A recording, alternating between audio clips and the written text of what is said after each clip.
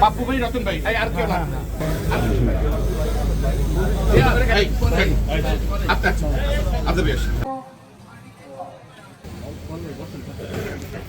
আপনি নিয়ে যান।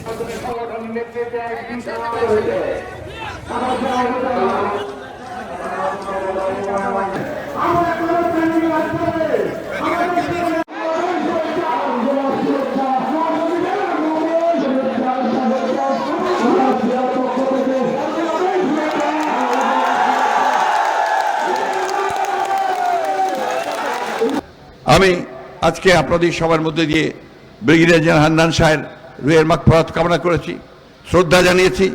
এই কথা বলে আপনাদের সকলকে ধন্যবাদ জানিয়ে আজকে বক্তব্য শেষ করছি। একটি কথা, এখানে হান্নান সাহেবের যোগ্য ছেলে রিয়াজ আপনাদের সামনে আছে।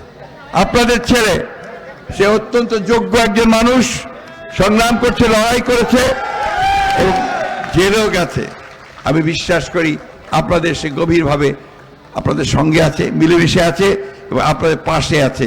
সুতরাং ভবিষ্যতে যখন আপনাদের নেতা নির্বাচিত করবেন পার্লামেন্টে, রিয়াজকেই আপনারা নির্বাচিত করবেন, এটাই হচ্ছে। আসসালামু আলাইকুম, খুদা হাফেজ।